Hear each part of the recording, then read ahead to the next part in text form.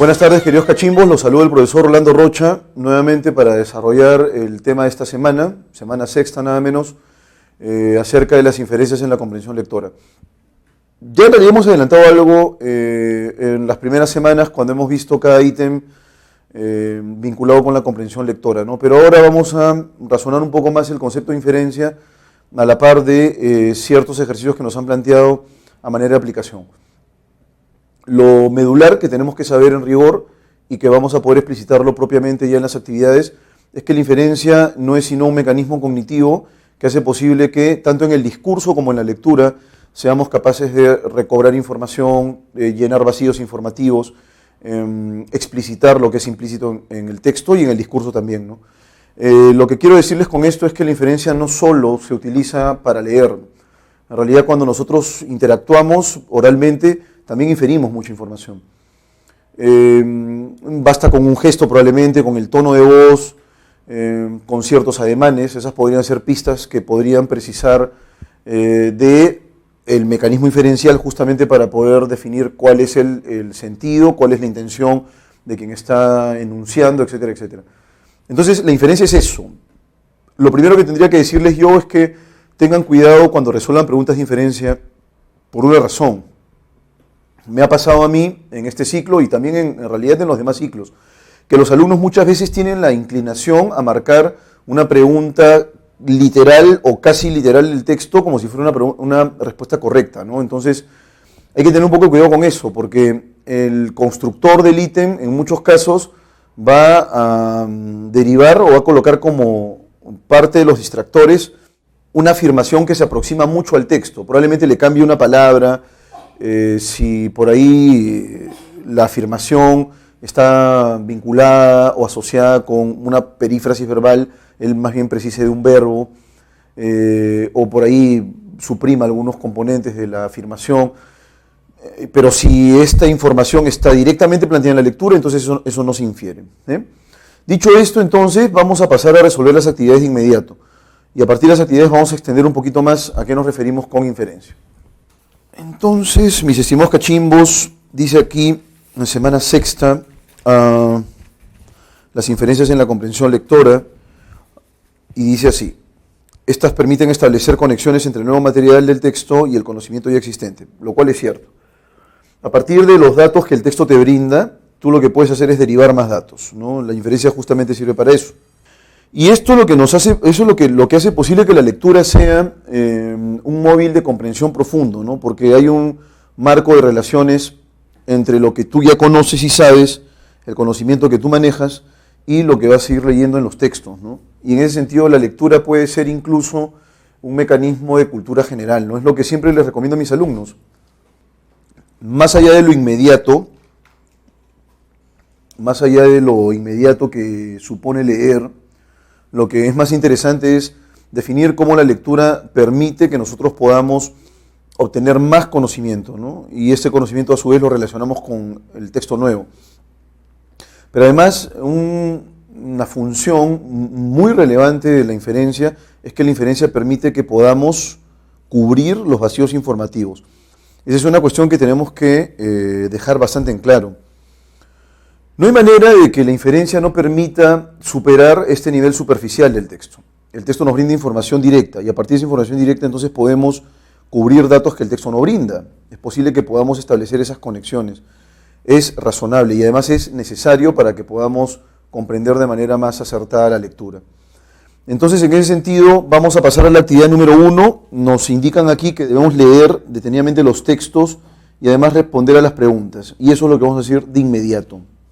Y bien, aquí este es un texto de Rodríguez en National Geographic, dice lo siguiente acá: la teoría de la mímica mülleriana lleva el nombre del naturalista alemán Fritz Müller, quien propuso el concepto por primera vez, esta mímica mülleriana, ¿no?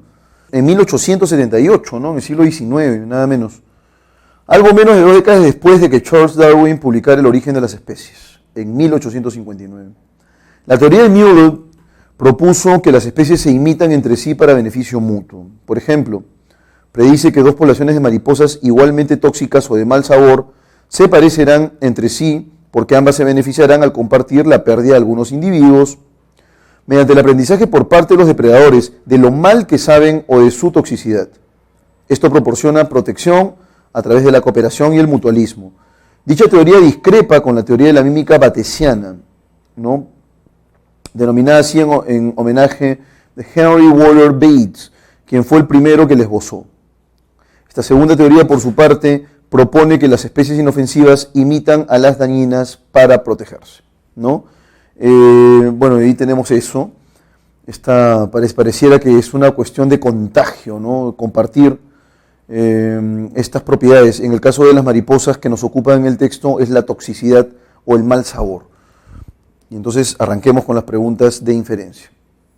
Y bueno, vamos a ver los puntos discrepantes y también las claves correctas, ¿sí? Dice aquí lo siguiente: se infiere de la mímica mülleriana que las especies inteligentes tienden a ser más agresivas. No estoy seguro a qué se refiere con especies inteligentes.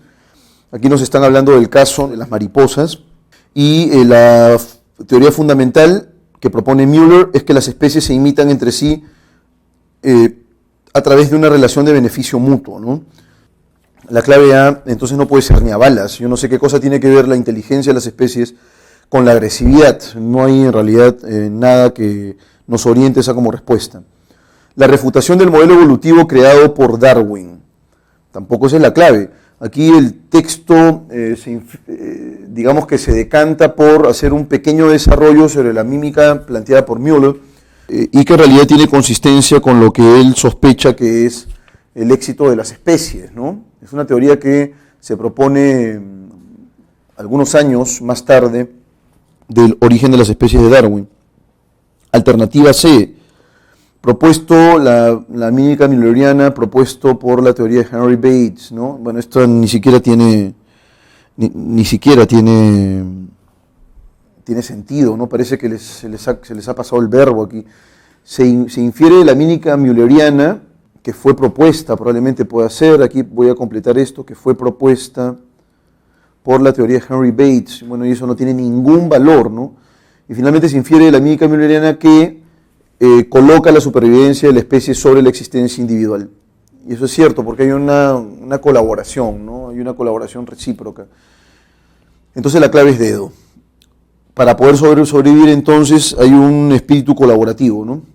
Se deduce que una discrepancia fundamental entre las teorías de Müller y Bates se relaciona con las capacidades que reconocen en especies diferentes, parte del número de especies que se benefician de la práctica mimética. Lo que dice Bates es lo siguiente, ¿no? Dice, dicha teoría discrepa, en realidad discrepa de la teoría de la mímica batesiana, denominada así en homenaje a Henry Waller Bates, quien fue el primero que la esbozó. Esta segunda teoría, por su parte, propone que las especies inofensivas imitan a las dañinas para protegerse, ¿no? Entonces, esa sería la propuesta de Bates. Esa no puede ser la clave, entonces, ¿no? La clave A se relaciona con las capacidades que reconocen especies diferentes. No, dice claramente que son las débiles las que imitan a las fuertes para poder sobrevivir. Parte del número de especies que se benefician de la práctica mimética, ¿no? Se radica en el modo en que procesaron los conceptos que formuló Darwin y nace del hecho de que existen menos especies peligrosas en el planeta. En el caso de la teoría mülleriana, tanto la especie que copia, digamos, la capacidad de la especie fuerte, las dos en realidad establecen una relación recíproca de beneficio mutuo, ¿no? En el planteamiento de Bates, más bien es una de ellas las que se beneficia en desmedro de otra, ¿no? Entonces, más o menos la lógica es esta, ¿no? Si queremos nosotros pensar en la propuesta de Müller, acá tenemos la especie 1 y la especie 2, va a haber una relación recíproca y entonces ambas se van a beneficiar. Pero en el caso de Bates, si lo voy a colocar en rojo, solamente una de ellas nada más se beneficia, mientras que la otra no. Y entonces, ¿cuál sería la clave correcta? Se deduce que una discrepancia fundamental entre ambas teorías es que el número de especies que se benefician de la práctica mimética cambia, ¿no? Para el primero van a ser ambas, para el segundo va a ser solamente uno. Bien, esa es la clave correcta. Vamos ahora con el texto B.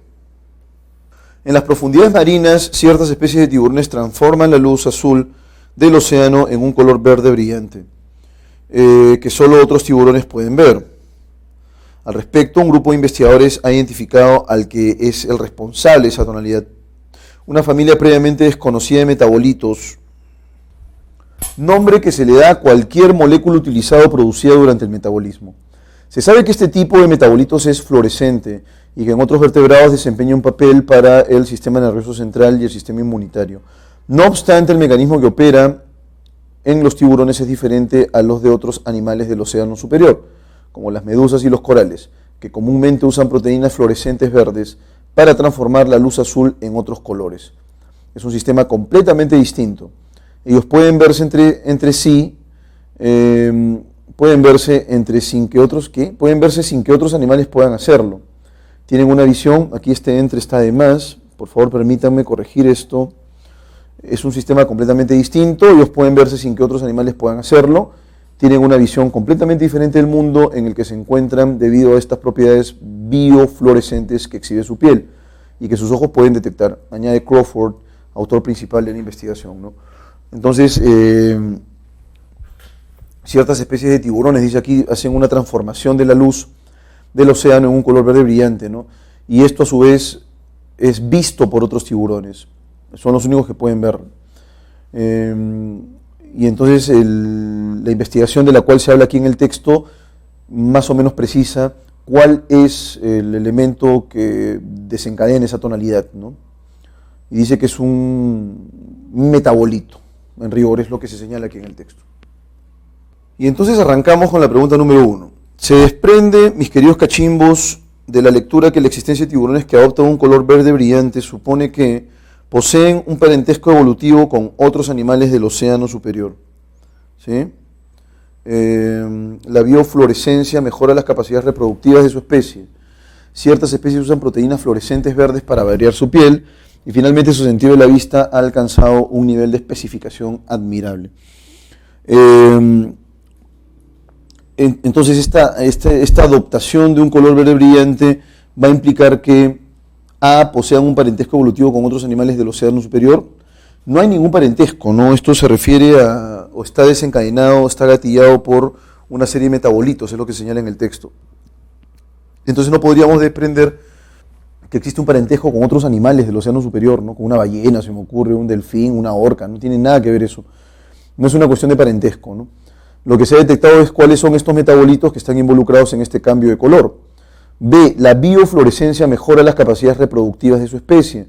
Bueno, en realidad, en el texto nos hablan de una transformación de color en rigor y que además solo los tiburones pueden detectar, ¿no? No hay en realidad otra especie que pueda establecer esa escogencia luminosa en las profundidades del mar. ¿Sí? Ciertas especies usan proteínas fluorescentes verdes para variar su piel. Tampoco eso, ¿no? Son metabolitos, dice aquí, y finalmente su sentido de la vista alcanzó un nivel de especificación admirable, ¿no? Eso podríamos deducir, porque únicamente son los tiburones los que son capaces de poder percibir esas tonalidades verdes, ¿no? Esas verdes brillantes. La clave correcta es la D, ¿no? Se ha habido pues una evolución que ha permitido que los tiburones sean capaces de detectar eso en las profundidades marinas. Esa es una proeza biológica. Y finalmente la pregunta número 2, se infiere que la investigación de Crawford y su equipo, alternativa A, ha sido el producto de por lo menos una década de observaciones minuciosas. Esa no puede ser la clave. Resuelve un enigma al brindar una explicación causal de una afirmación previa, ¿no? Se supone que en el texto nos señalan de que ya hay referentes respecto a esta propuesta, no es que sea una propuesta completamente nueva, ¿no? Ya hay en realidad marcos explicativos que tratan de definir qué es lo que hace que el tiburón pueda percibir estos colores, ¿sí? Entonces, la clave correcta es la alternativa B, ¿no? Resuelve un enigma al brindar una explicación causal de una observación previa. Ya había una observación previa, sí, pero no hay una explicación. Y entonces lo que hace Crawford y su equipo es plantear una explicación causal. ¿Qué es lo que determina, no es cierto, esa tonalidad de color que solamente los tiburones son capaces de percibir? De todas maneras, pasamos revista a las siguientes claves. Alternativa C, aporta el conocimiento de las diferencias entre los animales mamíferos marinos, no sé qué tiene que ver el tiburón con los mamíferos. Y finalmente D, ha ofrecido una exposición sostenida de las propiedades de la visión del tiburón. No es una exposición sostenida, ¿no? Es un trabajo de investigación sostenido. Y en ese sentido, ese trabajo de investigación sostenido ha determinado cuáles son los mecanismos que están involucrados en la detección de esa tonalidad verde por parte de los tiburones. ¿Sí?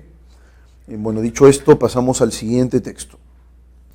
Y dice así: la historia del golem ha fascinado a escritores y cineastas de nuestra época, en parte a causa de sus semejanzas con otros relatos que han cautivado la imaginación popular, como el del monstruo del Dr. Frankenstein. Sin embargo, en el caso del golem, uno no se halla ante una pura creación novelesca. El motivo está muy arraigado en la tradición religiosa judía. De hecho, se inspira directamente en la Biblia. En efecto, en el Génesis se narra cómo Dios creó a Adán a partir de la tierra. El nombre Adán procede de la misma raíz hebrea que la palabra Adamá, tierra, insuflándole el aliento divino que no solo le dio vida, sino también un alma.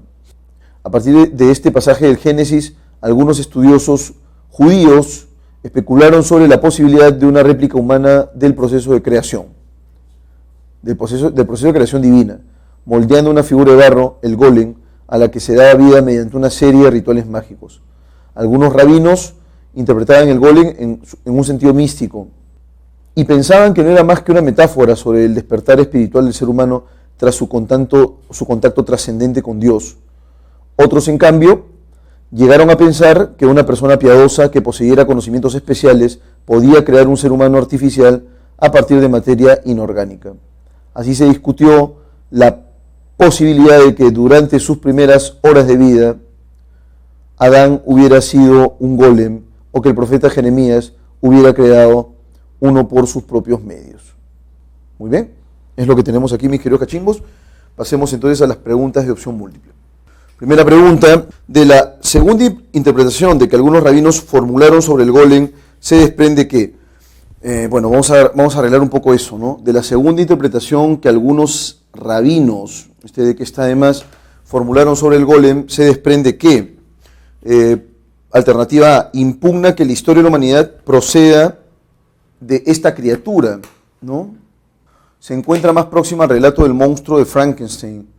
Reniega la tradición religiosa para fundar un nuevo simbolismo y sugiere que el profeta Jeremías experimentó a Dios en su interior, ¿no? Entonces, de esta segunda interpretación que algunos rabinos formularon sobre el golem, se desprende que, alternativa A, nuevamente impugna que la historia de la humanidad proceda de esta criatura.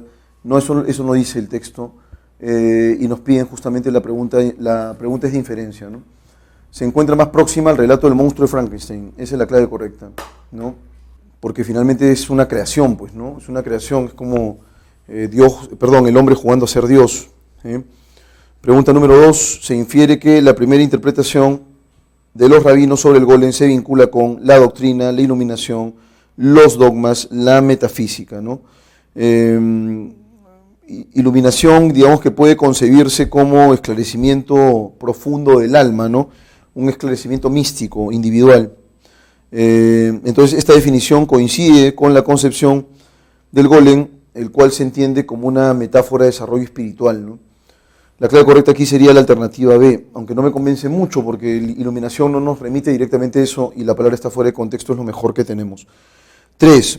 Es válido colegir del texto que una posible diferencia entre el monstruo de Frankenstein y el golem, alternativa A, resulte del exégesis, es decir, de la interpretación de la etimología de ciertas palabras hebreas.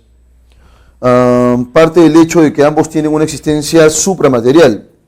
Surgió el trasfondo filosófico que adquirieron ambos en el siglo XX y radica en el papel que cumple la ciencia en la creación del primero. Entonces, el doctor Frankenstein cría, pero además crea a un individuo, ¿no? Ustedes tienen que leer esa obra, Frankenstein de Mary Shelley, ¿no? Es estupenda. La clave correcta aquí en esta pregunta sería la alternativa D, radica en el papel que cumple la ciencia en la creación del primero. Pasamos al siguiente texto. Vamos entonces con la actividad. Dice aquí lo siguiente, ¿no? Perfil de usuario de redes sociales. Según Ipsos, 1.2 millones de usuarios de redes sociales entre 8 y 70 años del Perú urbano. No es en realidad, ya no es en realidad un digamos, recurso de jóvenes, ¿no? Las redes sociales. También las personas mayores las utilizan y con mucha profusión, ¿no? A veces una profusión preocupante. Y luego dice aquí, 11.2 son los millones de usuarios en redes sociales de 8 y 70 años del Perú urbano, un 54%. ¿Cuáles son las principales cuentas? Bueno, Facebook en realidad se lleva la delantera, sigue WhatsApp con un 72%, YouTube, no sabía que YouTube era una red, 33%, Instagram 24%, Google más 18% y finalmente Twitter 10%, ¿no? Actividades en Facebook, ¿qué es lo que usualmente se hace, ¿no? Chatear, comentar, publicar fotos, dar me gusta, saludar por cumpleaños, y leer muros. En realidad lo que hace el Facebook es establecer logaritmos muy precisos de cuáles son tus gustos, tus inquietudes, y va sacando promedios estadísticos de eso, ¿no? Por esa razón, cuando abres tu cuenta, lo primero que ves es lo primero que vas a cliquear, ¿no? A ellos les interesa el tráfico virtual. ¿Y cuáles son los principales dispositivos de acceso? El smartphone es el 75%, una PC 28%, una laptop 19% y el celular el 11%, ¿no? A estas redes sociales. Y por aquí tenemos algún dato más, dice lo siguiente: seguimiento en redes sociales, 11% son fans de marcas, 23% consideran que las marcas han influenciado sus compras y el 20% sigue influencers, ¿no? Esos serían los usos de las redes sociales en rigor. Y entonces, dicho esto, queridos cachimbitos, vamos a pasar a resolver las preguntas de opción múltiple, que son varias ahora, son 3, luego una pregunta de comprensión lectora y pasamos a la sección B. Según la infografía respecto a la creación de cuentas en redes sociales, es válido inferir que el desarrollo tecnológico dentro del país es un fenómeno netamente de las ciudades, ¿no? Eso es falso. Aquí debió decir dentro del país. Es un fenómeno netamente de las ciudades. No, en realidad puedes encontrar en la zona rural también el uso de estas, así que la clave A no puede ser la clave correcta. El Facebook es el aplicativo que mayor atención congrega entre los usuarios, 98%. Eso es cierto, eso es falso, en realidad es cierto, nos dicen que es 98%. Pero esa no puede ser la clave porque nos están pidiendo lo que se infiere, ¿no? Y la alternativa B nos infiere, y eso ya se los había dicho, está planteado directamente en el texto, en la infografía, así que esa no puede ser la clave ni a balas. La utilización del correo electrónico ha repuntado en los últimos años en la nación. Eso es positivo, puede ser, no estoy seguro.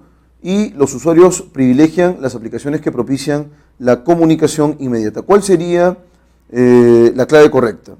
Por aquí, lo que tenemos acá es que el Facebook hay un mayor volumen de individuos que utilizan, en principio porque entre las actividades principales están chatear, comentar, publicar, es la interacción, ¿no? Entonces la clave correcta sería la alternativa D. Los usuarios privilegian las aplicaciones que propician la comunicación inmediata, que tiene que ser ágil además. Pensamos en Facebook, en WhatsApp, sustancialmente, ¿no? Que son los que más usuarios han congregado. 2. Respecto a la imagen central de la infografía, se puede deducir que el joven A se encuentra desarrollando una actividad tediosa e inútil. B prefiere acceder a Internet mediante el empleo de smartphone. C solo accede a Internet con el fin de buscar relaciones amorosas. D está leyendo mensajes por los que siente una clara simpatía. Bueno, la clave correcta aquí sería la alternativa B. Prefiere acceder a Internet mediante el empleo del smartphone, ¿no? El smartphone es la herramienta fundamental, 75% además dice acá. ¿Cuáles son los principales dispositivos o de acceso, ¿no? Pregunta número 3. Finalmente, de los datos de la parte inferior de la infografía se colige ¿qué? Vamos entonces con la alternativa correcta, ¿no? La publicidad a través de las redes sociales aún carece de un impacto decisivo. Porque en la parte inferior, ¿qué nos dice, no? 11% son fans de música. 23% considera que las marcas han influenciado sus compras. 20% sigue influencers. Entonces, no es que la publicidad asegure algo en el caso del Facebook, ¿no? Por ahí tenemos que 11 son fans de marcas, más bien. Y de alguna manera eso tendría que ver con la publicidad. ¿La publicidad alimenta el uso masivo de redes sociales? Sí. Esa es una cuestión, digamos, es una condición necesaria para que eso ocurra, ¿no? La clave correcta entonces sería la alternativa. La publicidad a través de las redes sociales aún carece de un impacto decisivo, ¿no? Y es por esa razón que fans de música solamente existen en un 11%, considera que las marcas han influenciado sus compras un 23%, es en realidad un porcentaje bastante bajo. Vamos entonces ahora sí con la siguiente actividad. Un texto relativamente extenso, pero es el texto de comprensión, ahí cerramos la parte A, ¿sí? Dice acá lo siguiente. En Japón, desde mediados del siglo XVII, una nueva clase urbana empieza a surgir en Edo, Osaka y Kioto. Son los mercaderes, los chonines u hombres del común, que si no destruyen la supremacía feudal de los militares, sí modifican profundamente la atmósfera de las grandes ciudades. Esta clase se convierte en patrona de las artes y la vida social. Un nuevo estilo de vida más libre y espontáneo, menos formal y aristocrático, llega a imponerse, por oposición a la cultura tradicional japonesa, siempre de corte y cerrado círculo aristocrático o religioso. La nueva sociedad es abierta. Se vive en la calle y se multiplican los teatros, los restaurantes, las casas de placer, los baños públicos atendidos por muchachas, los espectáculos de luchadores. Una burguesía próspera y refinada protege y fomenta los placeres del cuerpo y del espíritu.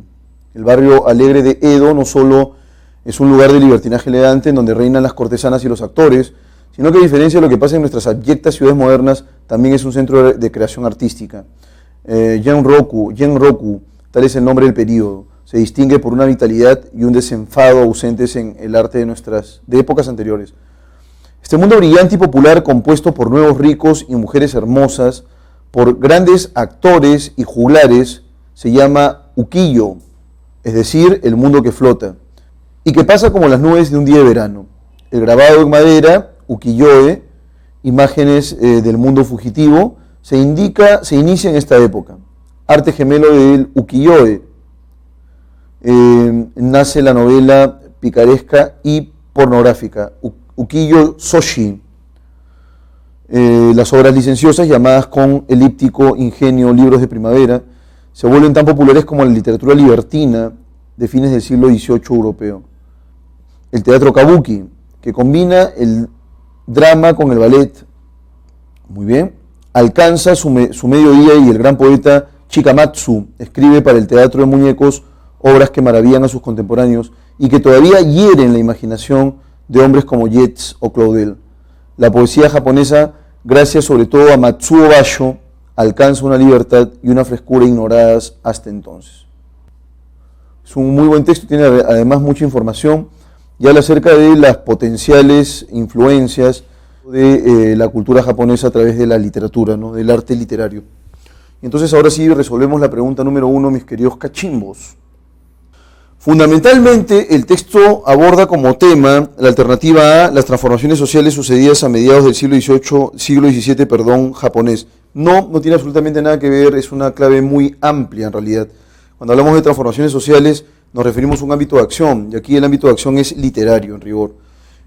Vamos con la alternativa B, los cambios provocados por el declive del orden feudal en el antiguo Japón, también es una clave muy genérica, nada consistente con la lectura, cuyo correlato, digamos, expositivo es distinto, ¿no? El esplendor alcanzado por la cultura japonesa durante la época Genroku, esa es la clave, ¿no? Y hay una serie de exponentes al respecto. Y finalmente, los principales méritos del refinamiento social de la vida mundana en Japón. Tampoco esa es la clave correcta, ¿no? Y luego dice aquí Erir, el gran poeta Chikamatsu escribe para el teatro de muñecos obras que maravillaron a sus contemporáneos y que todavía hieren la imaginación de hombres como Yeats y Claudel. ¿Qué cosa connota la palabra herir? Connota influencia, antigüedad, indolencia y amplitud. La clave correcta aquí sería la alternativa A. Herir connota influencia. Hay un influjo bastante marcado y esa es la clave correcta en rigor, ¿no? Hiere la imaginación, influencia la imaginación de hombres como Yeats y Claudel.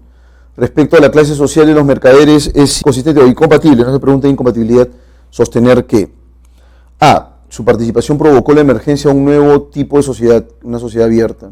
Se atribuyó un papel crucial en el desarrollo social, artístico y cultural de Japón. C. Puede ser descrita como una burguesía próspera y refinada que cuida el arte.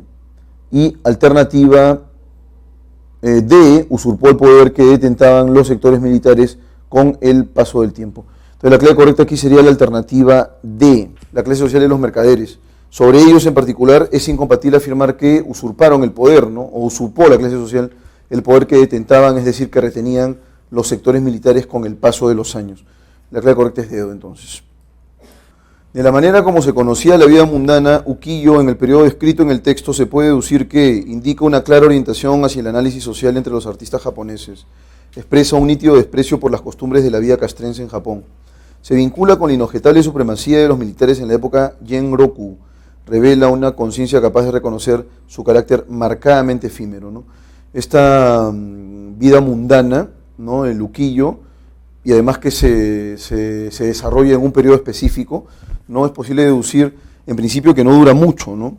El mundo que flota y que pasa como las nubes de un día de verano, dice aquí. Entonces, en estas palabras lo que vemos nosotros es el carácter efímero en rigor, ¿no? Hay una, digamos, una vida bastante corta que tiene este periodo, ¿no? Y por esa razón la clave correcta sería la alternativa D. Revela una conciencia capaz de reconocer su carácter marcadamente efímero, ¿no? Dura lo que dura un día de verano, las nubes de un día de verano.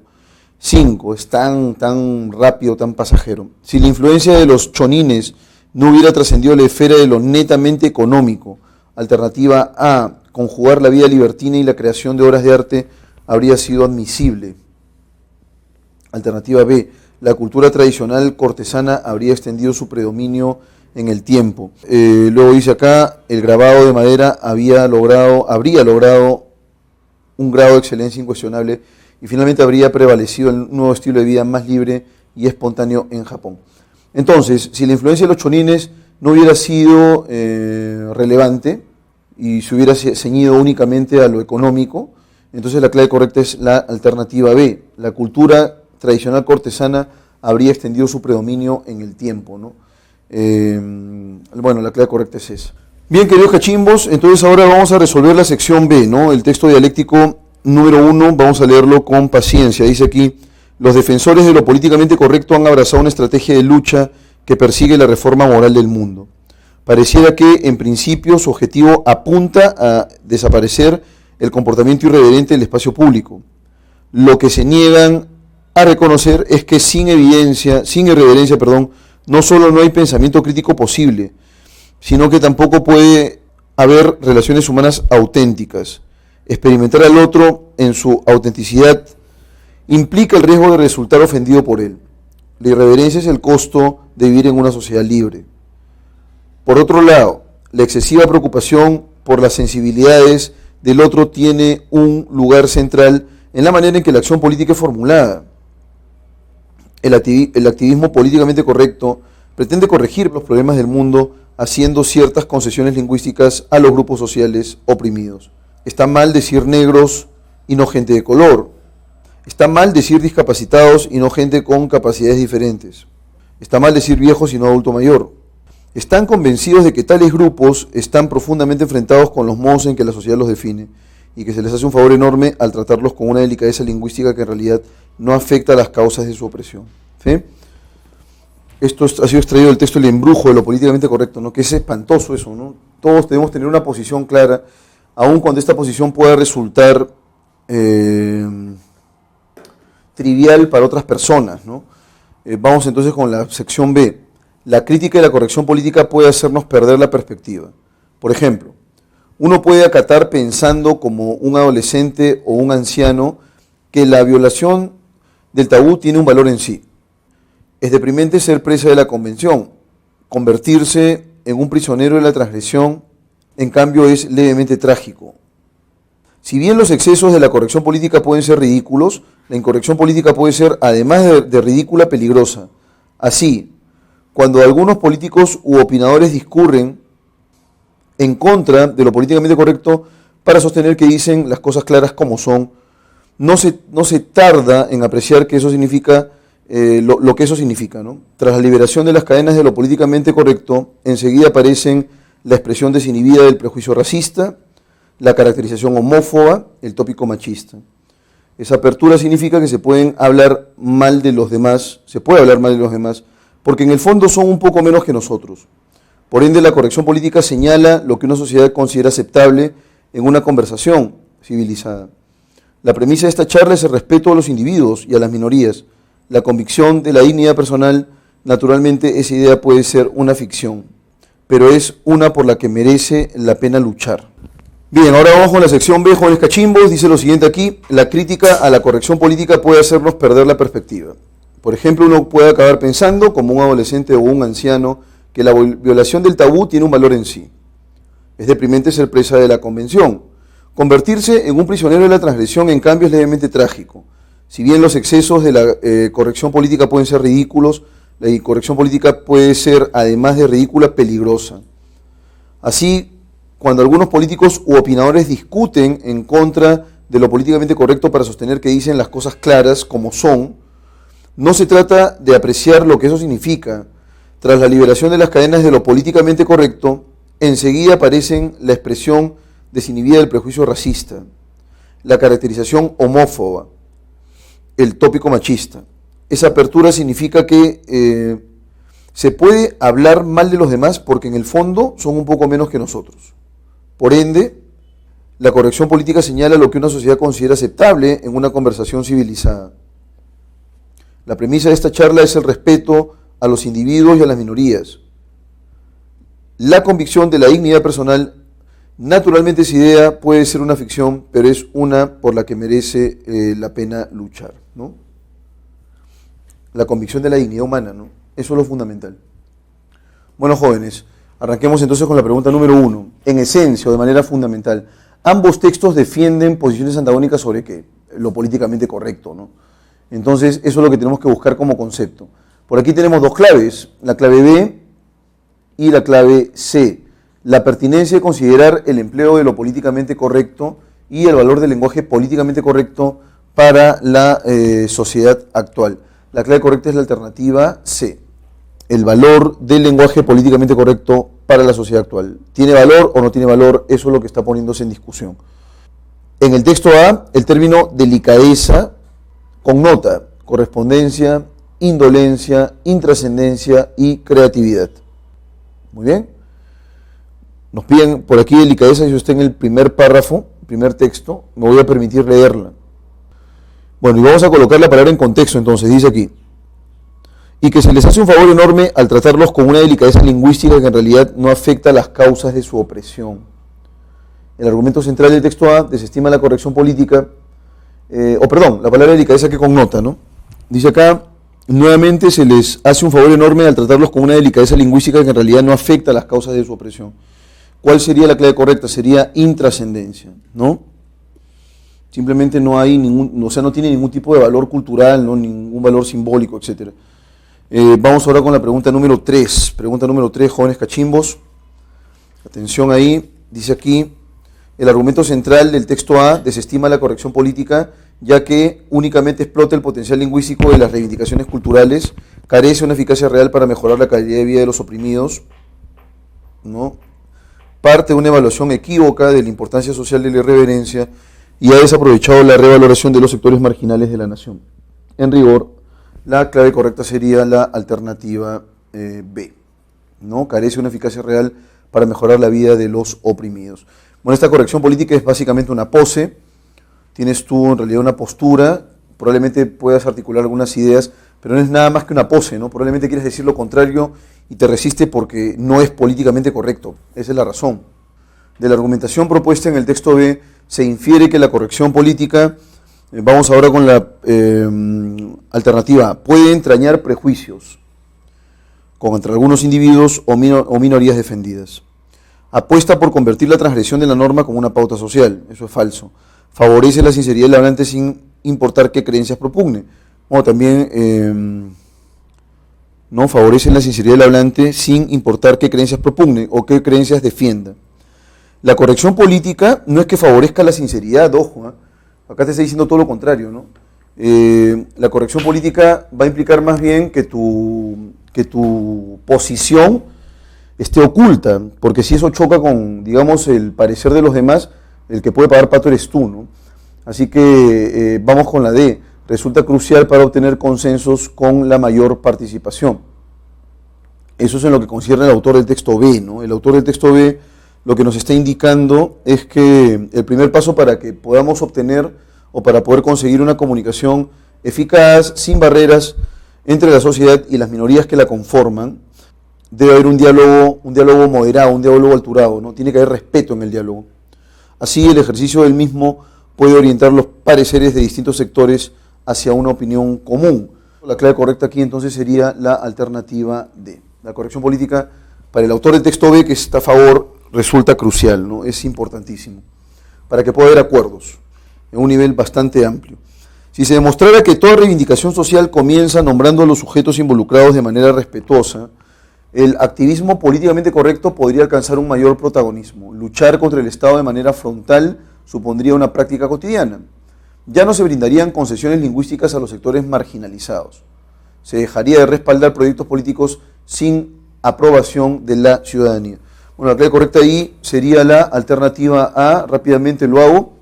Si en principio la reivindicación social dependiera de, o tuviera como causa medular, el nombramiento a los sujetos involucrados de forma ineficaz, de forma respetuosa, dice aquí, el activismo políticamente correcto podría alcanzar un mayor protagonismo, ¿no? Entonces, denominamos a todos, estamos haciendo, digamos, una inclusión lingüística, entre comillas, y lo que dice aquí es que la situación de los sectores oprimidos podría mejorar, o se buscaría mejorar, en el caso del autor del texto A, haciendo algún tipo de pacto lingüístico, ¿no? Y el pacto lingüístico va a implicar una serie de concesiones. Es en ese sentido que la clave correcta sería la alternativa A. Bueno, señores cachimbos, mucho cuidado con esto, ¿eh? El movimiento antivacunas, esa es una cuestión que también está creciendo de manera preocupante, ¿no? O sea, el hecho de que haya padres irreflexivos y además irresponsables que no vacunen a sus hijos. Y hay un movimiento fuerte, ¿no? El movimiento antivacunas, dice acá, cobró impulso hace poco más de una década, a raíz de la publicación de un estudio con 12 niños que mostraba una asociación entre la vacuna del sarampión y el autismo, actualmente desacreditado por distorsión de datos. Sin embargo, los antivacunas persisten con una serie de argumentos que carecen por completo de evidencia científica. Sostienen, por ejemplo, que las vacunas son responsables del número creciente de alergias, asma y enfermedades autoinmunes. Ningún estudio a gran escala ha mostrado que las vacunas aumentan el riesgo de enfermedades autoinmunes o alergias. Sí se ha reportado una asociación entre casos de una enfermedad autoinmune llamada trombocitopenia idiopática y la vacunación contra MMR. Sin embargo, varios estudios coinciden en que la frecuencia de dicha enfermedad en niños vacunados, 1 en 30.000, es mucho menor que en niños que padecen la rubiola, 1 en 3.000, o el sarampión, 1 en 6.000. Es verdad que la prevalencia de asma, alergias y enfermedades autoinmunes ha aumentado considerablemente en las últimas décadas, sobre todo en países desarrollados, pero hay evidencia de que este fenómeno se deba al ambiente higiénico en el que ahora vivimos. Cuando estamos expuestos a menos bacterias y parásitos, pero hay evidencia de que este fenómeno se debe al ambiente higiénico en el que ahora vivimos, donde estamos expuestos a menos bacterias y parásitos, particularmente durante la infancia temprana, y a que estamos modificando nuestra flora intestinal, cuya diversidad es vital para mantener un sistema inmune funcional y bien portado, por un uso excesivo de antibióticos y una dieta rica en grasas y pobre en fibra. Los antivacunas también afirman que la protección natural es mejor que la inducida por la vacuna. Los antivacunas también afirman que la protección natural es mejor que la inducida por la vacuna. Es cierto que para algunos patógenos la inmunidad natural puede ser de mayor duración que la generada por la vacuna. Sin embargo, el riesgo por adquirir una infección de manera natural no tiene comparación con el riesgo asociado a cualquier vacuna recomendada. Por ejemplo, el sarampión causa la muerte de 2 de cada 1.000 individuos infectados en países desarrollados. En países de bajos recursos, esta cifra puede ser hasta 20 veces mayor. Mientras que la vacuna combinada de sarampión, paperas y rubiola, MMR, causa una reacción alérgica grave en 1 de cada 1.000.000 de individuos vacunados. Los beneficios superan ampliamente los riesgos. Bueno, es clarísimo que el autor del texto 2 está a favor de las vacunas, ¿no? ¿Sí? Y, por supuesto, esto en realidad genera un poco de preocupación, ¿no? El movimiento antivacunas que está emergiendo, que está apareciendo y que resultaría, pues, para nosotros excesivamente nocivo. Bien, señores, dicho esto, pasemos a resolver las preguntas de opción múltiple. ¿Cuál es el objetivo medular de la lectura? ¿Sobre qué trata el texto? ¿Qué aborda? Dice aquí en la alternativa A, evaluar rigurosamente la solidez de la argumentación de los antivacunas, todo lo contrario, ¿no? No es que él piense que exista un argumento necesario en el caso de los antivacunas y que él establezca una evaluación sólida, ¿no? En absoluto, porque además es un paper, ¿no? Alternativa B. El objetivo principal que persigue el autor del texto es desbaratar la idea de que la protección natural es mejor a la de la vacuna. Luego, evidenciar la carencia de fundamento científico de las ideas antivacunas. Y finalmente, indicar que no existe ningún nexo, ninguna vinculación entre las vacunas y los tipos de alergia.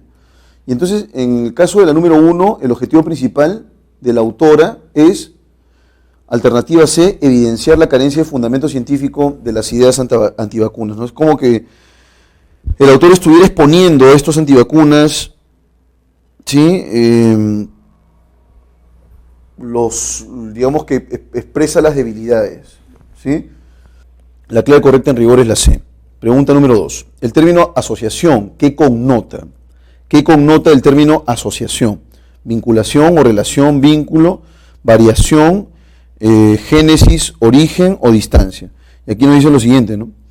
En el primer párrafo apenas, quiero que por favor presten atención. El movimiento antivacunas cobró impulso hace poco más de una década, a raíz de la publicación de un estudio con 12 niños que mostraba una asociación entre la vacuna, es decir, causa, pues, ¿no? Y si es causa, la clave correcta en la pregunta número 2 es génesis, el origen, ¿no? El origen de este movimiento. De nuevo dice aquí, mostraba una asociación entre la vacuna del sarampión y el autismo, ¿no? Que era lo que generaba la enfermedad, esa asociación. Y por esa razón se creyó rápidamente que las vacunas generaban autismo, ¿no? Lo cual es un tremendo error. Entonces la clave sería la C. Pregunta número 3 entonces, ¿es incorrecto o incompatible sostener que el aumento de la prevalencia del asma, de las alergias y de las enfermedades autoinmunes es producto de la aplicación de vacunas?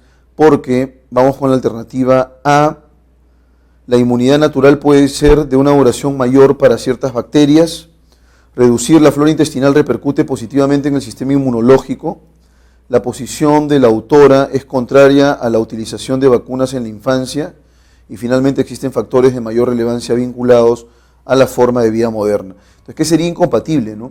Sería incompatible sostener, lo incompatible ya está arriba, ojo, ¿no? O sea, lo que tenemos que buscar en las claves es la causa, la razón por la cual la afirmación es falsa.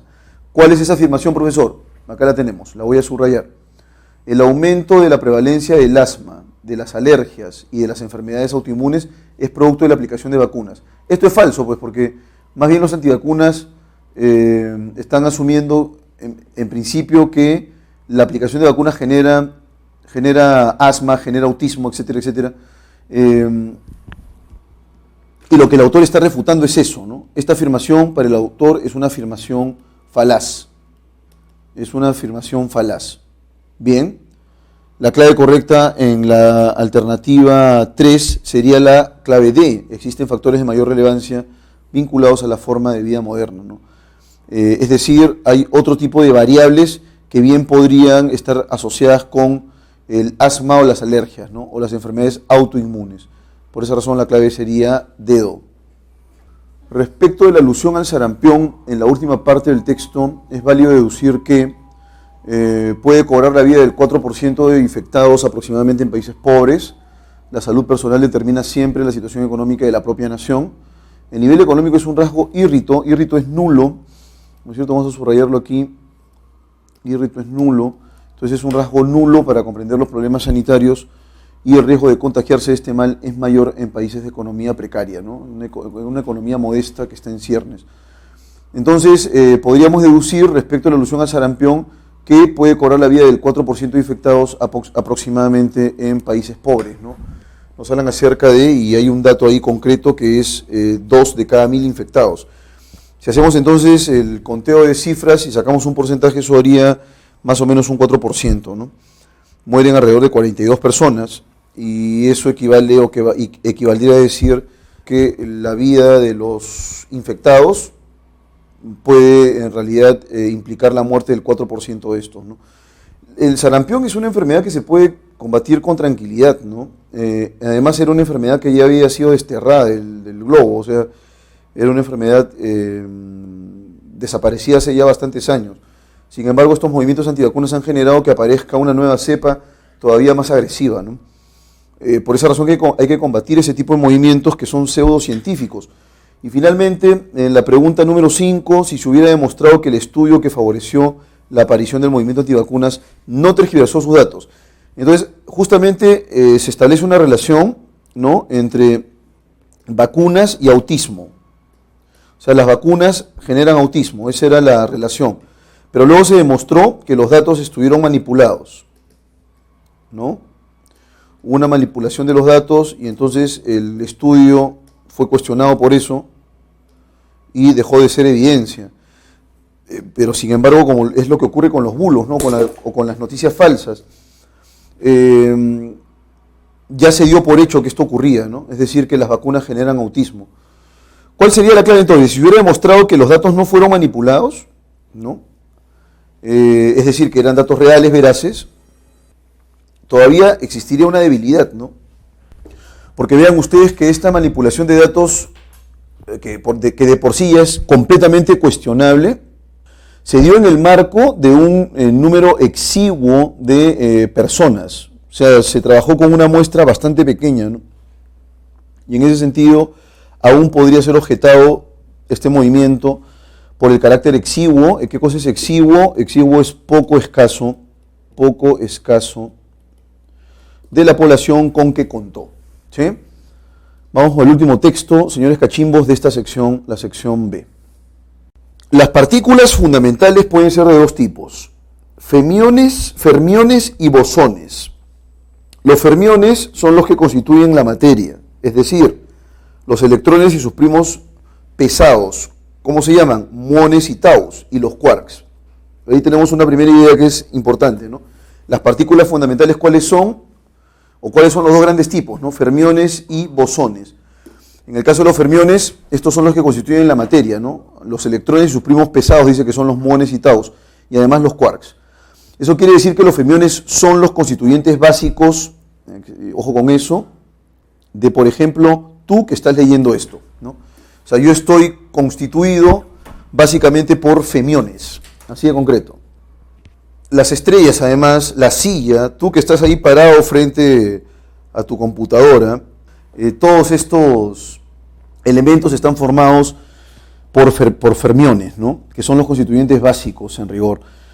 Pero además no es todo: la silla en la que te sientas, el periódico, las nubes, la cerveza o la mosca tan pesada, ¿no? Por otro lado, los bosones no son constituyentes de nada, pero son los que hacen que el resto de las partículas interaccionen.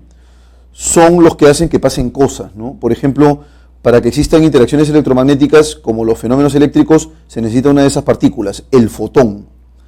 El bosón de Higgs, conocido popularmente como la partícula de Dios, es tan importante dentro del modelo estándar porque él es el que ayuda a que todas las partículas tengan masa.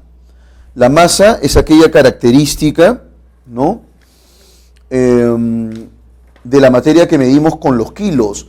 Las partículas elementales son tan diminutas que su masa es muy cercana a cero, aunque nunca alcanzan ese límite. Sin el Higgs la teoría no funcionaba. En el modelo estándar se había predicho, y uno de los que hizo esto fue un físico llamado Peter Higgs en 1964. Un mecanismo mediante el cual las partículas elementales habrían obtenido su masa. A eso se le llamó mecanismo de Higgs. Y a la partícula que lo provocaría, bosón de Higgs. La explicación era muy elegante, pero con el paso de los años apareció un problema. El bosón de Higgs no aparecía. Se realizaban experimentos para buscarlo, pero la partícula seguía sin detectarse. El desánimo había empezado a cundir cuando ocurrió el 4 de julio de 2012. Una institución europea que investiga la física de partículas, el CERN, anunciaba por fin que lo había conseguido. En sus instalaciones del LHC, Gran Colisionador de Hadrones, por sus siglas en inglés, se había observado una nueva partícula fundamental, el bosón de Higgs. Así que por el momento el modelo encaja, ¿no? Debe haber sido un descubrimiento realmente maravilloso, ¿no? El bosón de Higgs, dice acá, este es un texto mixto, ahí tenemos el gráfico. La teoría apodada como la partícula de Dios fue propuesta por el físico escocés Peter Higgs en la década de 1960 como una forma de explicar por qué las partículas tienen masa, ¿no? Las partículas subatómicas, los fotones, electrones, protones, no tienen masa en sí mismas y se mueven a la velocidad de la luz. La materia es la colisión de estas partículas con los bosones de Higgs. El vacío no sería vacío, sino que estaría lleno de estos bosones. Ejemplo, imagina el universo como una fiesta, ¿no? 1. Invitados relativamente desconocidos en la fiesta pueden transitar muy rápido a través del salón. Y no hay masa, justamente porque no hay interacción, pues. Pero si una persona popular partícula, que es una partícula en este caso, ingresa a la fiesta, esa partícula en rigor va a empezar a atraer a los demás, a estas demás personas que pasan de manera aleatoria, ¿no? Es decir, no hay una integración entre ellos. Y 3, atrae a un grupo de personas, los bosones de Higgs, lo que genera que su desplazamiento sea lento. Y ese desplazamiento lento va a generar lo que nosotros conocemos con el nombre de masa, ¿no? Ahí tenemos justamente la partícula en rigor, y esta partícula es la que genera la interacción. En el caso nos decían aquí el fotón, ¿no? Entonces, bueno, se ha descubierto que en efecto existe este bosón de Higgs, lo han descubierto científicos europeos. Vamos ahora con la resolución rápidamente. Vamos con la pregunta número 1, entonces, fundamentalmente, el texto aborda el tema de la fusión entre el modelo estándar y la partícula de Dios, el bosón de Higgs no. O sea, el tema central en rigor es cómo se descubre esta partícula, y es una partícula en realidad relevante porque era pues la partícula de Dios justamente, ¿no? Este bosón de Higgs, y que ha sido descubierta en efecto por científicos europeos. La clave correcta aquí entonces no es la fusión entre el modelo estándar y la partícula de Dios, tampoco las partículas elementales como explicación del origen del universo auténtico, ¿no? La diferencia esencial entre los fermiones, los bosones y la partícula de Dios tampoco, es la importancia del descubrimiento del bosón de Higgs para la física moderna. En el caso del término básico, dice acá lo siguiente, me voy a permitir citar nuevamente. Los fermiones son los constituyentes básicos de todos, de tú que me estás escuchando, de ti que me estás escuchando, también son mis constituyentes fundamentales, de tu lapicero, de la carpeta, de la comida, etcétera, etcétera. Entonces, básico implica que los fermiones son indispensables, porque si no hubiera fermiones, simplemente no estaría hablando en este momento, ¿no? 3. De la afirmación final del texto, se deduce que la ciencia se caracteriza por ser... Hay una cuestión que es bastante relevante, ¿no? Lo hemos visto la semana anterior también, toda propuesta siempre se pone en cuestión, ¿no? Toda teoría siempre se pone en cuestión. Es posible que la teoría se refute, por ejemplo, y aparezca un modelo nuevo, ¿no? Y este modelo nuevo explique fenómenos, y probablemente empiecen a aparecer problemas que este modelo no puede solucionar, desaparece y aparece otra teoría, y eso lo que va a implicar es un cambio, ¿no? Por ejemplo, plantear el bosón de Higgs funcionaba, pero no se descubría la existencia de este bosón de Higgs, así que la gente estaba un poco desalentada, me refiero a los físicos, hasta que se descubrió, y entonces ya el modelo encaja, perfecto. ¿Qué implica entonces la ciencia? La ciencia se caracteriza por ser, en rigor, dinámica, ¿no? Hay un cambio constante, ¿no? Las hipótesis se mueven, no hay, digamos, una hipótesis que sea estática o definitiva, ¿sí?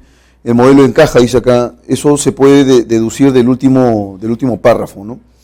Entonces hay una investigación, la investigación se decanta por otra, hay un conjunto de investigaciones, y todas hacen que los modelos en realidad puedan ser contrastables. La clave correcta entonces es dinámica porque hay un cambio, ¿no? Hay un cambio en la especulación, en rigor.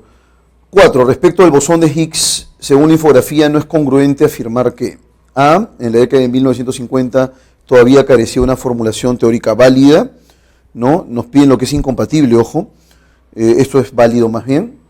Posee la capacidad de repotenciar la velocidad de las demás partículas, el bosón de Higgs no es cierto. La propiedad del bosón de Higgs es el hecho de que,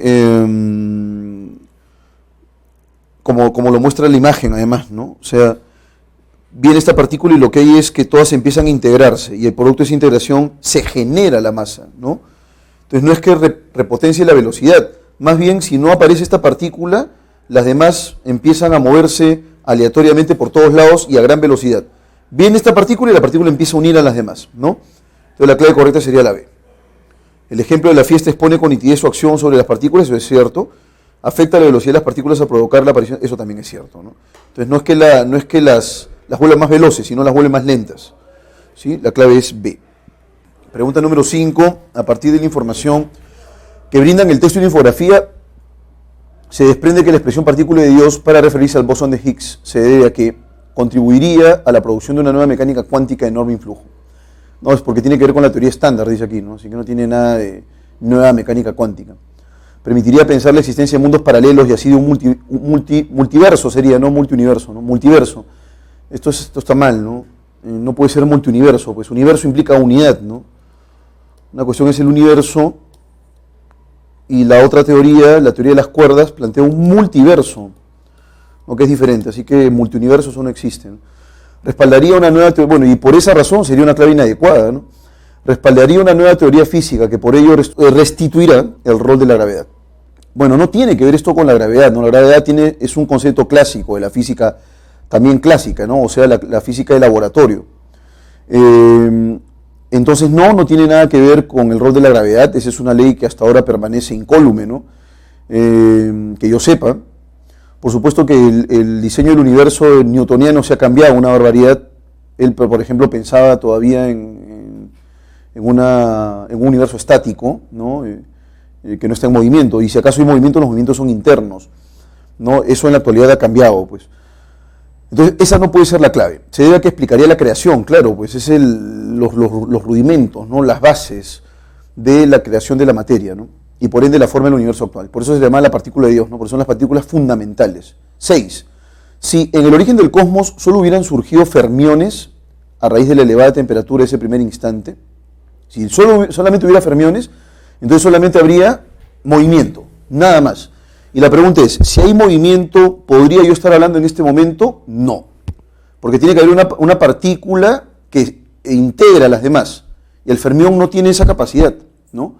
Son los constituyentes básicos, pero se requiere de uno en particular, y para eso sirve el bosón de Higgs, que integre a los demás. Y una vez que se integra, entonces empieza a aparecer la masa. Y nosotros medimos eso a través de los kilogramos. Entonces la clave correcta en rigor es la D. Las partículas se moverían en el espacio sin la posibilidad de adquirir masa. Esa sería la consecuencia. Muy bien, señores, ahora pasaremos al texto en inglés. En realidad aquí vamos a, digamos, darles algunas pautas sobre el sentido del texto, ¿no? Básicamente eso, y luego vamos a leer el texto en rigor, ¿no? Se supone que a partir de esta lectura, aunque eso es bastante complicado, si tu nivel de inglés es elemental, no hay manera de que se pueda inferir nada, ¿no? Estas preguntas más bien están vinculadas con personas que tengan un nivel intermedio, digamos, porque eso va a implicar que la lectura se entienda en principio y no se tenga que estar realizando una traducción, ¿no?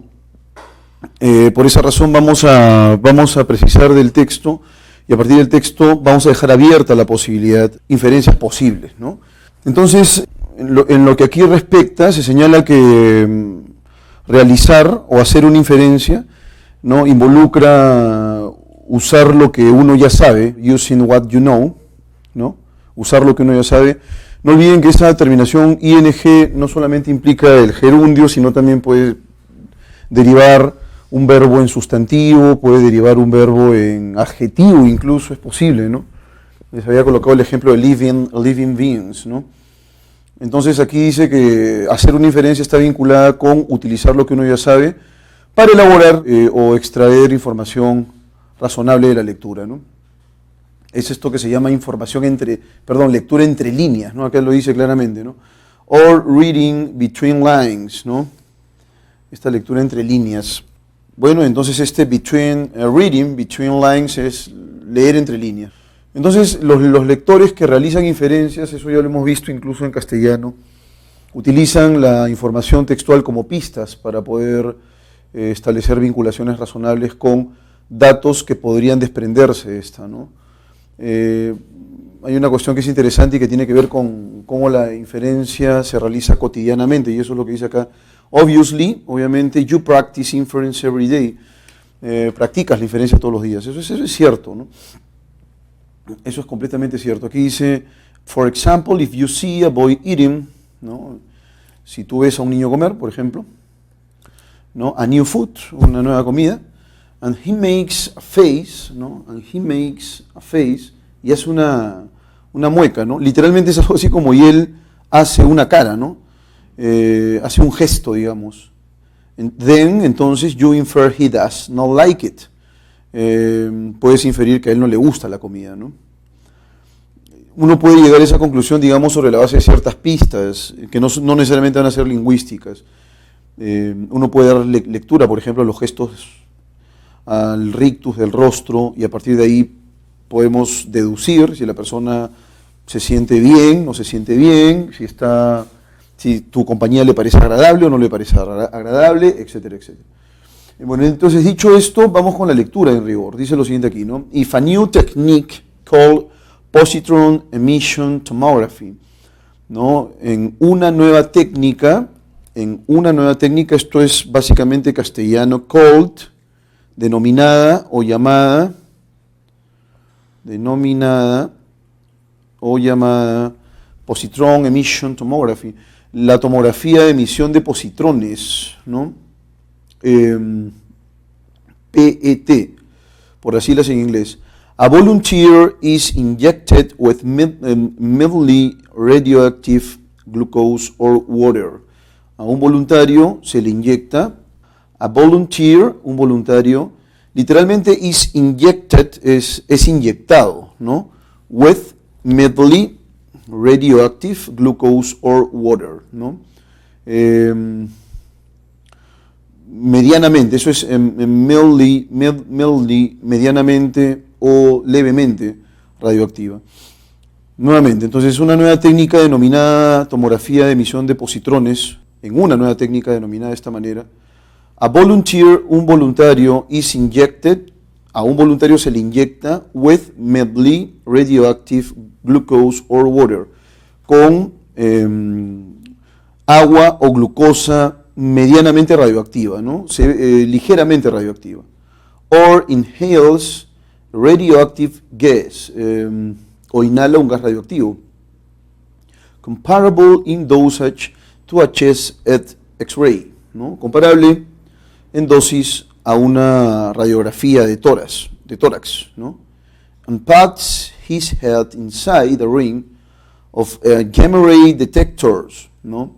Y pone su cabeza, es el verbo to pat, ¿no? Es poner, pat a happy face, a propósito del guasón, ¿no?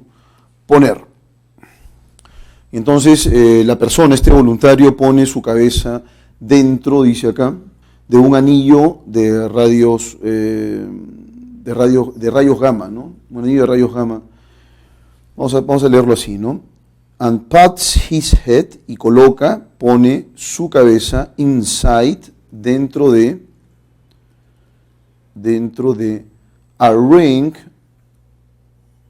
Recuerden The Lord of the Rings, un anillo,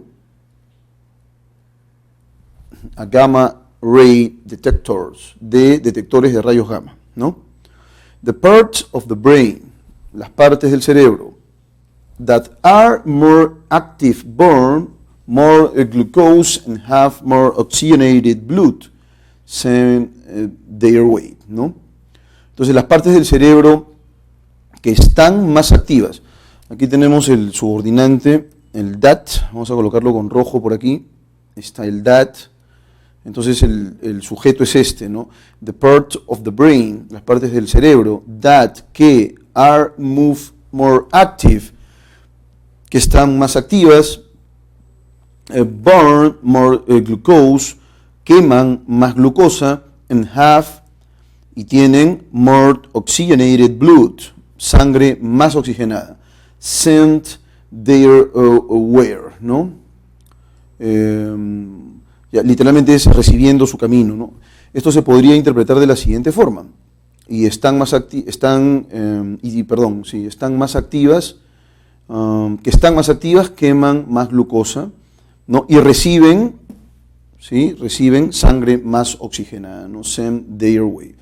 Computer algorithms can reconstruct which parts of the brain are working harder. Algoritmos computarizados o algoritmos de computadora can reconstruct, pueden reconstruir, which parts of the brain are working harder, las partes del cerebro que están trabajando más duramente, ¿no? Que están trabajando más. From the pattern of radiation, de acuerdo con el patrón de radiación, that emanated from the head, ¿no? Que emanan de la cabeza. Bueno, entonces esta tomografía, digamos, permite que podamos detectar las señales cerebrales. Esa información, por ejemplo, es una información que se deduce, ¿no? Se deduce, porque aquí nos hablan de las partes del cerebro más activas. Entonces, esta tomografía de emisión de positrones hace posible que podamos detectar señales a nivel cerebral, que era una cuestión que antes no se podía, ¿no? Ahora, la pregunta es, question, for what purpose, ¿para qué propósito does the author describe, ¿no? El autor describe the PET technique, ¿no? La técnica PET, de tomografía de emisión de positrones. En rigor, lo que está haciendo el autor del texto es describir, ¿no? To describe, probablemente sea. To describe, voy a colocar aquí una cosa puntual, ¿no? To describe it. To describe. To describe. Vamos a colocarlo con amarillo mejor para que se note mejor. ¿Cuál es la finalidad? ¿Cuál es la finalidad del autor del texto? To describe, ¿no es cierto? The PT, ¿no? Básicamente es reconstruir, ¿no? Es plantearse cuál sería el propósito del autor. Aquí él, porque además es un texto expositivo, no toma partida acerca de esta técnica, ¿no? Y más bien nos está informando, la intención es esa, informarnos cuál es, en rigor, las bondades de esta técnica de tomografía de emisión de positrones, ¿no? ¿Qué permite hacer? Bueno, nos permite rastrear señales a nivel cerebral gracias a una serie de dispositivos, y de eso se generan a través de ciertos algoritmos computarizados, se puede reconstruir visualmente qué partes del cerebro están trabajando más duro, ¿no? De manera más pareja, ¿no? Entonces, básicamente es eso, ¿no? El propósito principal es describir esta técnica PET, ¿no? Muy bien, queridos cachimbos, ahora vamos con el passage 2, ¿no es cierto? Que es un passage que viene sin traducción, not translation, but sí tiene esto un pequeño lexicón, ¿no? Un pequeño vocabulario. Así que esto les va a permitir, les va a dar cierta orientación, por ahí algunas palabras que no conocen, y que va, digamos, a permitirnos abordar la lectura, ¿no?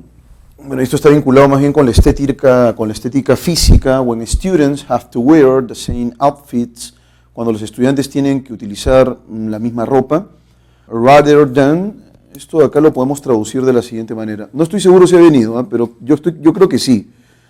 Esto se traduce en los siguientes términos. Rather than, en lugar de, ¿no?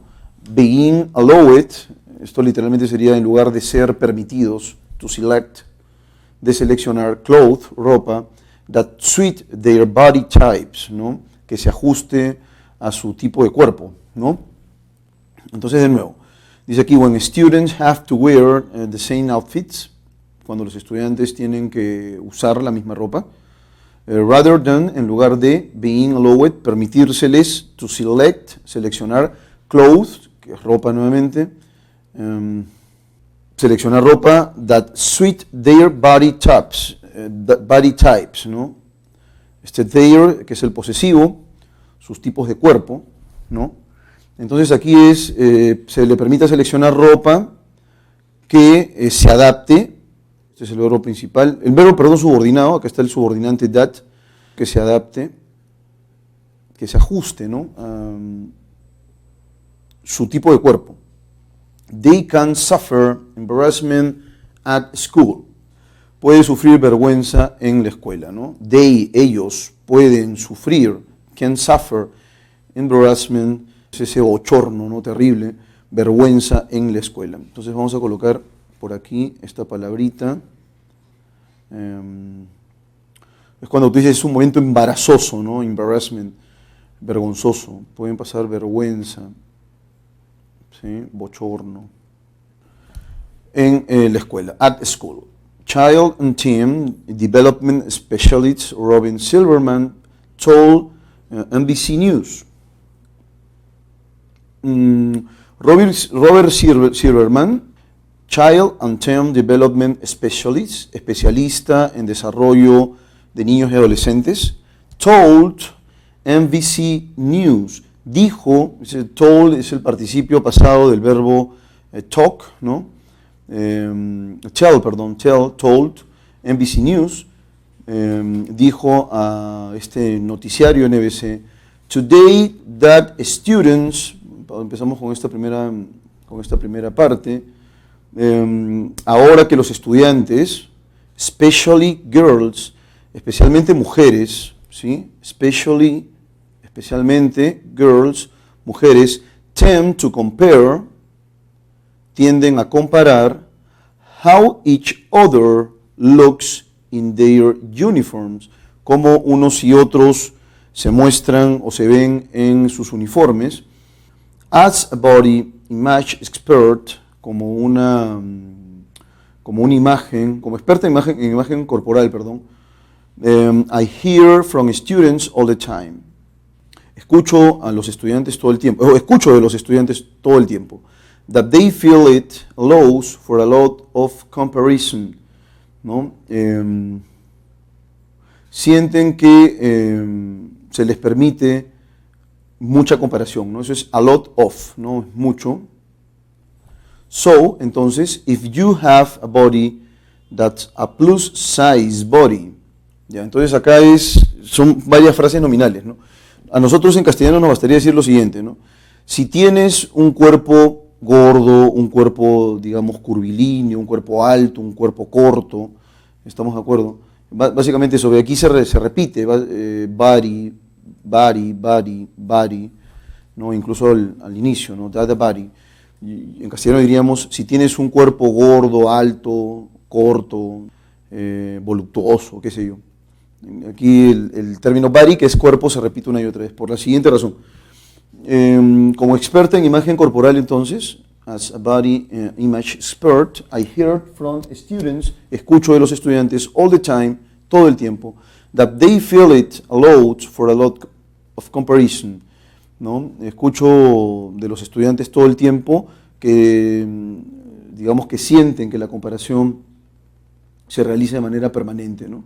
Se hace mucha comparación. So, if you have a body, si tienes un cuerpo, that is a plus size body, que es grande, más grande, es muy grande, a curvier body, un cuerpo curvilíneo, a very tall body, un cuerpo muy alto, a very short body, un cuerpo corto, those girls often feel,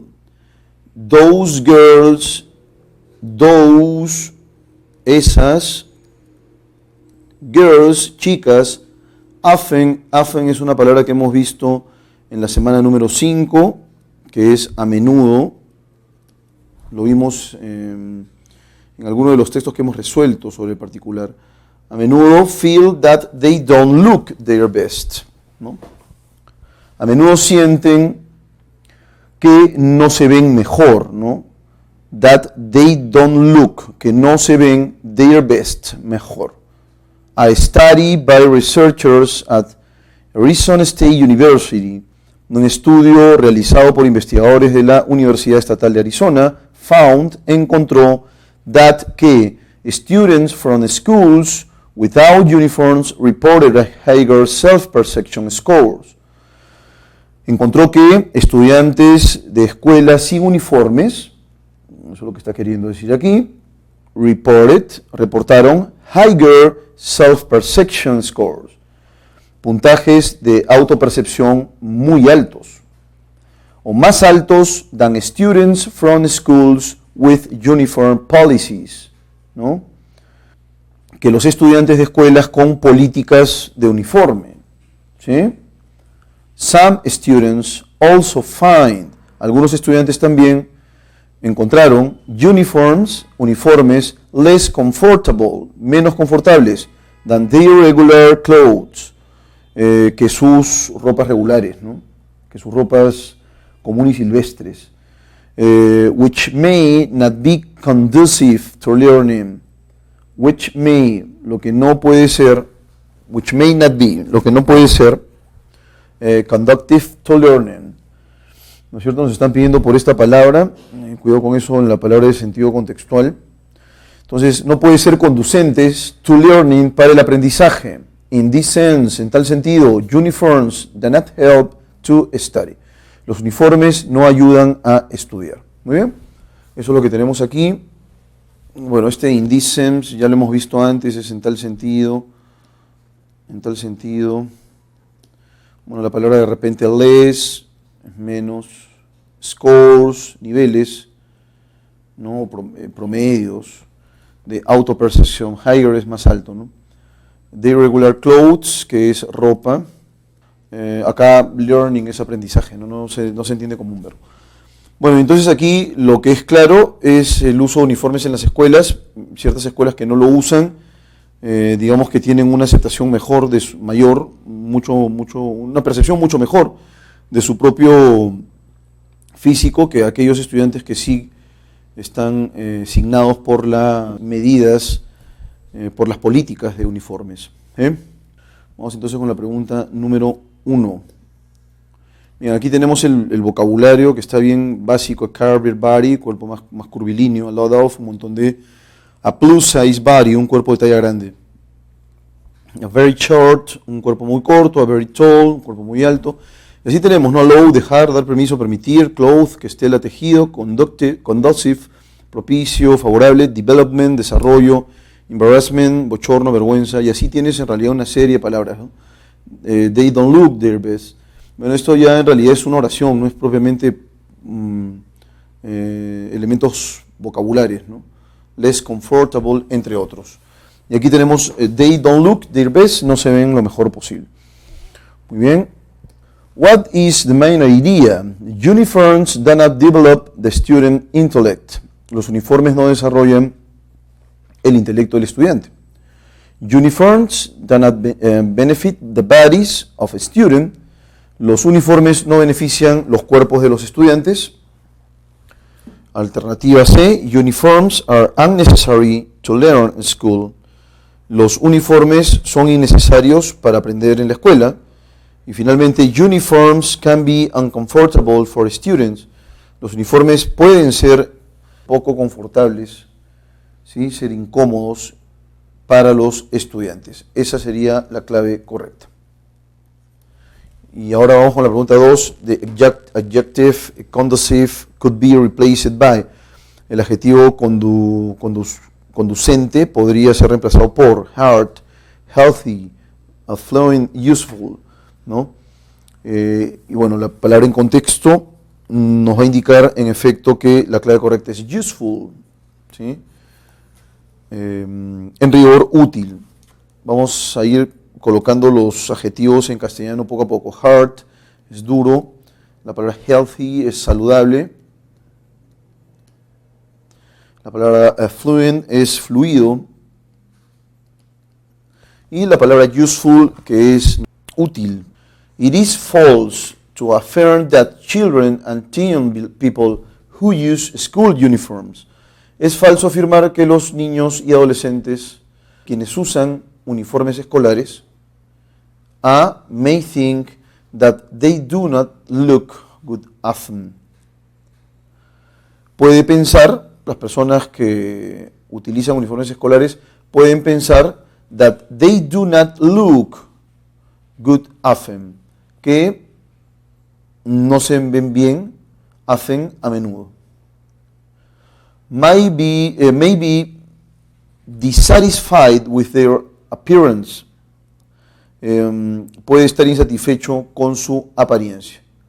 Concentrate satisfactorily on their students. Se concentran satisfactoriamente en sus estudios.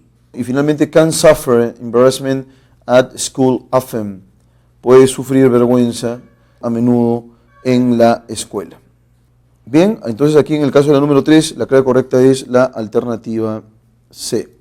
Se concentran, me nos piden aquí que lo que es falso afirmar, ¿no? O sea, ¿el uniforme escolar genera mayor concentración en la escuela? No. From the attitude of students who wear a school uniform. De las actitudes de los estudiantes, ¿no? From the attitudes, de las actitudes of student, de los estudiantes, who, ¿quiénes?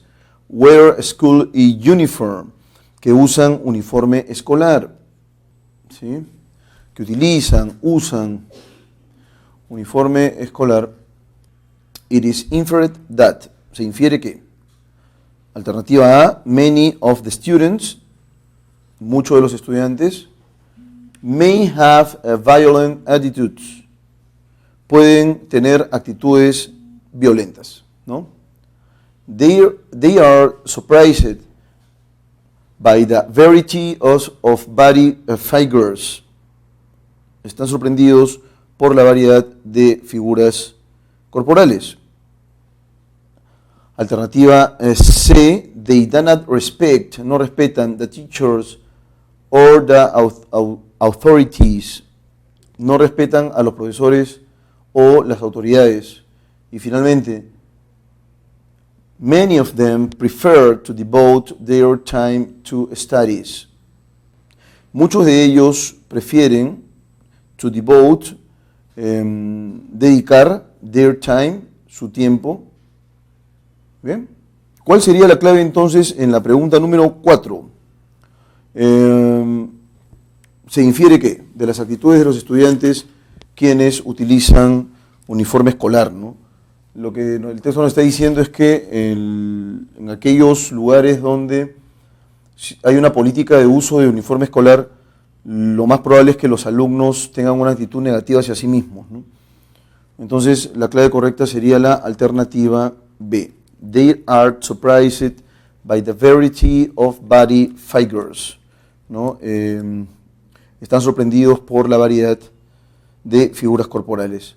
Y finalmente 5, if students understood that the shape of human bodies are characterized by diversity, si los estudiantes entendieran that the shape of human bodies, que la forma de los cuerpos humanos, are characterized by diversity, se caracterizan por la diversidad, ¿no? Alternativa A, they probably accept to wear school uniforms, probablemente acepten usar uniformes escolares. They would continue to reject school uniforms, continuarían rechazando los uniformes escolares. American students would become tolerant, los estudiantes americanos, los estadounidenses, would become tolerant, se volverían tolerantes. Y finalmente, teachers would see, los profesores verían that school grades improve, que los grados escolares mejoran, eso es improve, mejorar. Esta palabra sí creo que la hemos visto recién en este ciclo, ¿no? Mejora. Muy bien, y entonces la clave en rigor en esa pregunta es la alternativa A. They probably accept to wear school uniforms, ¿no es cierto? Probablemente aceptarían utilizar el uniforme escolar, ¿sí? La clave correcta sería la alternativa A. Bien dicho esto, señores cachimbos, acabamos con la primera sesión de inferencia, ¿sí? Pasaremos ahora entonces a ver el capítulo 2 la próxima semana.